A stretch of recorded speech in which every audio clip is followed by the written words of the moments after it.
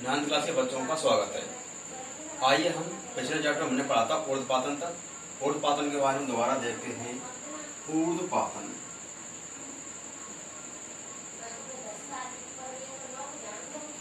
ऊर्ध्वपातन के बारे में देखते हैं कि कुछ ऐसे पदार्थ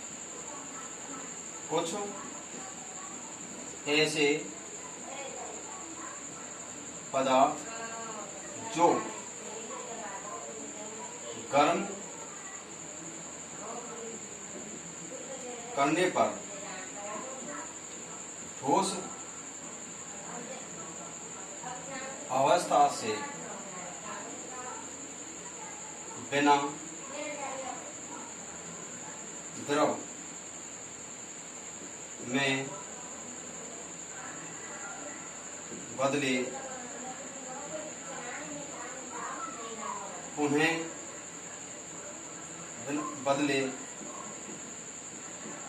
गैस में परिवर्तित हो जाते हैं और गैस से उन्हें ठोस में बदल जाते हैं। उन्हें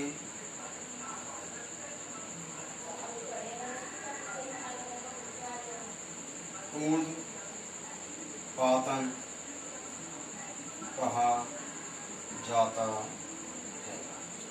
देखो, कहने का अर्थ यह है कि कुछ ऐसे पदार्थ हैं जो गर्म करने पर ठोस अवस्था में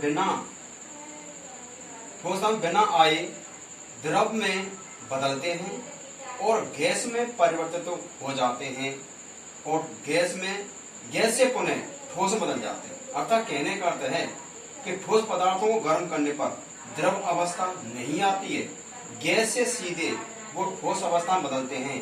पदार्थों का यह गुण ऊर्ध्वपातन कहलाता है।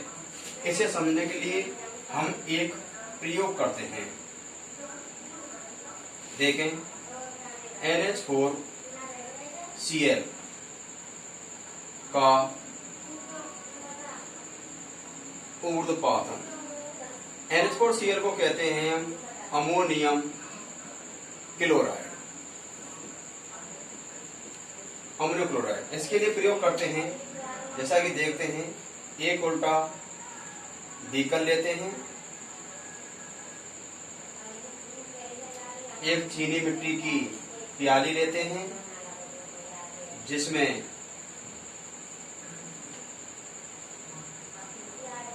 अमोनियम क्लोराइड रख देते हैं।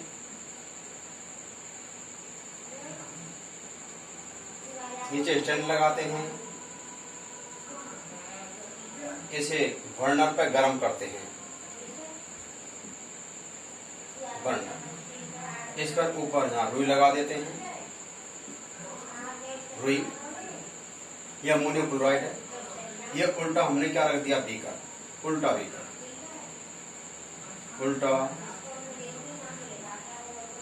बीकर।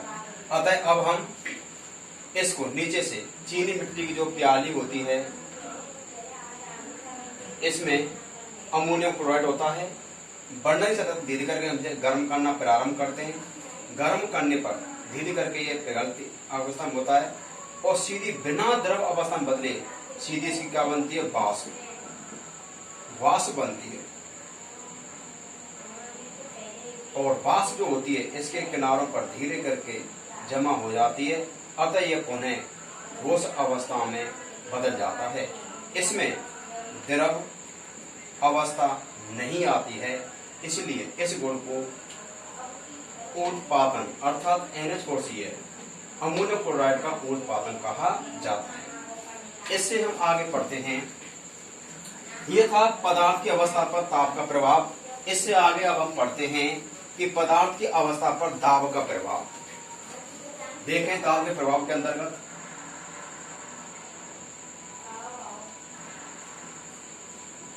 दाब का प्रभाव। दाब के प्रभाव के अंतर्गत हम ये देखते हैं कि दाब का प्रभाव कई प्रकार देते हैं कि दाब के घटने या बढ़ने से पदार्थ की अवस्था में क्या होता है, परिवर्तन अवस्था में होता है परिवर्तन। चाहे दाब का प्रभाव बढ़ता है या घटता है, दाब के बढ़ने पर या घटने पर पदार्थ की अवस्था में क्या होता है, परिवर्तन। इस चीज को हम एक प्रयोग के द्वारा समझते हैं। देखें, इसके लिए हम क्या करते हैं,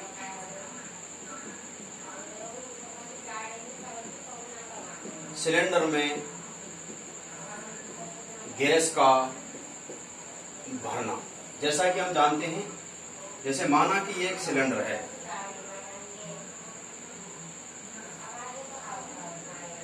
ऊपर ये पिस्टन लगा होता है,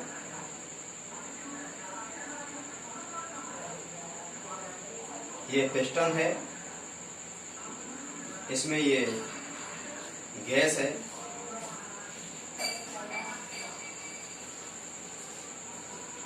ये गैस, ये पिस्टन, ये सिलेंडर,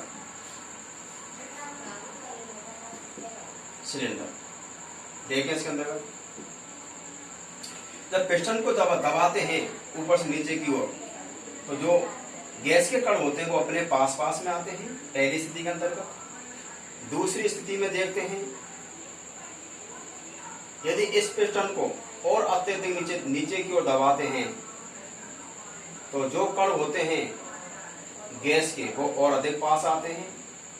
और तीसरी स्थिति के अंतर्गत जब हम पिस्टन को और अत्यधिक दाब की सहायता से बिल्कुल नीचे की ओर दबा देते हैं तो जो कण होते हैं गैस के वो अत्यधिक पास आ जाते हैं, जिसके कारण सिलेंडर के अंतर्गत अत्यधिक वायु अर्थात गैस के कणों वाली गैस को कम क्षेत्रफल में आसानी से भरा जा सकता है।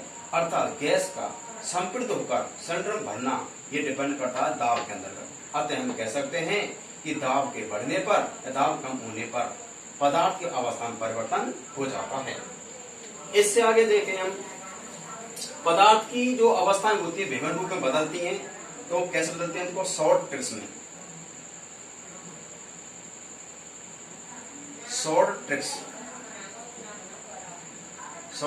देखें इसकी अवस्था को। जैसे देखें, द्रव, ठोस और गैस,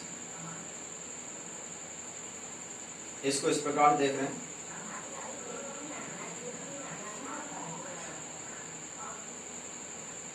इसको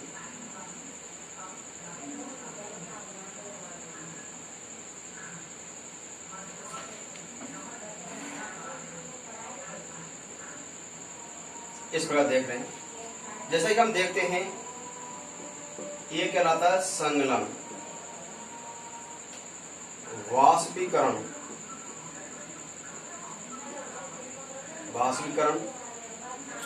निक्षेपण,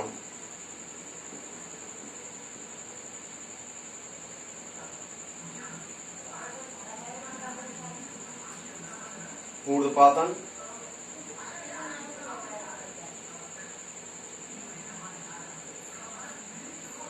जमना, वो कहलाता है संघनन।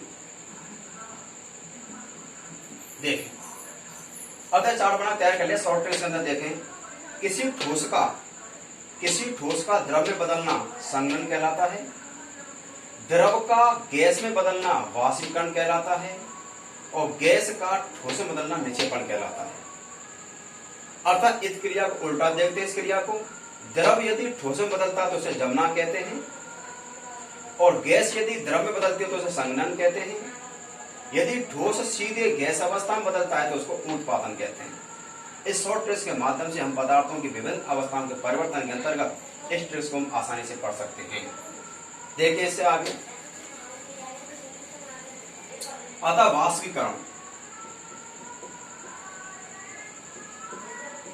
वाष्पीकरण के अंदर बात देखते हैं कि क्वथनांक से कम तापमान पर, क्वथनांक से कम ताप पर जल का वाष्प में बदलना वाष्पीकरण कहलाता है। देखिए इसी परवश क्या कहती है, वाष्पीकरण क्वथनांक से कम ताप पर जल का वाष्प में बदलना वाष्पीकरण कहलाता है। और वाष्पीकरण के हमारे दैनिक जीवन में अत्यधिक क्या है, उपयोग है। जैसा कि हम पढ़ते हैं प्राप्त करने वाले कारक, देखें नंबर एक कारक आता है ताप में वृद्धि। ताप में वृद्धि, ताप में वृद्धि होने से वाष्पीकरण में वृद्धि हो जाती है। अर्थात यदि ताप का मान अत्यधिक है तो वाष्पीकरण अत्यधिक मात्रा में होगा, और यदि ताप का मान कम है तो वाष्पीकरण भी क्या होगा, कम होगा। अतः हम कह सकते हैं कि ताप की मात्रा वाष्पीकरण को क्या करती है, महसूस करती है। नंबर 2 आती है आर्द्रता। आर्द्रता देखें, आर्द्रता का अर्थ यह है कि वायु में नमी, वायु में जो नमी होती है उसको हम आर्द्रता कहते हैं। यदि वायु में नमी की मात्रा है तो वाष्पीकरण की मात्रा में क्या होगी, कमी। वाष्पीकरण में क्या होगी, कमी हो जाती है वायु में आर्द्रता होने के कारण। देखो नंबर 3 हम बात करते हैं वायु की गति।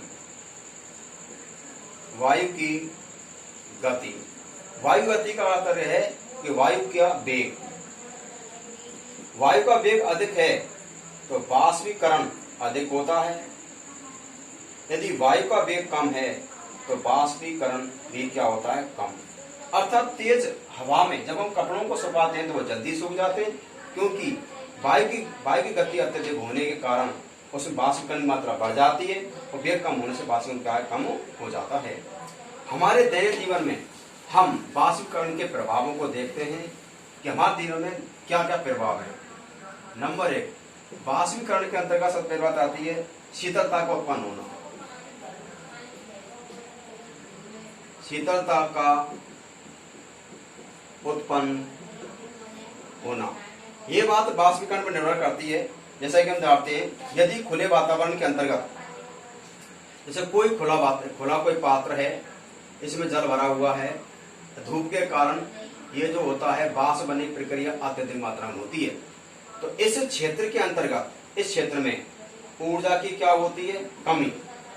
ऊर्जा की कमी होती है तो यह क्षेत्र अपनी ऊर्जा की कमी को पूरा करने के लिए अपने चारों ओर से ऊर्जा को क्या करता है, ग्रहण करता है। ऊर्जा ग्रहण करता है। ऊर्जा ग्रहण करने से यहाँ पर ऊर्जा की वृद्धि होती है, यहाँ पर क्या महसूस होती है, शीतलता। अतः यहाँ पर शीतलता उत्पन्न हो जाती है। दोबारा सुने, शीतलता उत्पन्न किस प्रकार से होती है, यह भी वाष्पीकरण का प्रभाव है कि जिस क्षेत्र के अंतर्गत अत्यधिक वाष्प बनती है जल के अंतर्गत, तो ऊर्जा की क्या होती है, कमी होती है। अतः यह क्षेत्र अपनी ऊर्जा की कमी को पूरा करने के लिए अपने चारों ओर से वायु ऊर्जा को ग्रहण करता है, जिससे इस क्षेत्र पर शीतलता उत्पन्न हो जाती है। इसके दैनिक जीवन में कई प्रकार के एग्जाम्पल भी देखने को मिलते हैं, जैसे कि हथेली पर एसीटोन को रखने पर ठंडक उत्पन्न होना। कहने का अर्थ यह है, यदि हम अपनी हथेली पर एसीटोन होता है नेल पॉलिश को हटाने के लिए, नेल पॉलिश एसीटोन से हटाई जाती है। यदि एसीटोन को हम अपनी हथेली पर रख लेते हैं तो हथेली थोड़े समय बाद क्या होती है, ठंडक हो जाती है, क्योंकि वाष्पीकरण होने से वो अपने चारों ओर की ऊर्जा ग्रहण करता है, इसे ठंडक ऐसे हो जाती है। और भी कई कारण हैं, जैसे कि गर्मी के दिनों में, गर्मी में छत पर पानी डालना, यह सब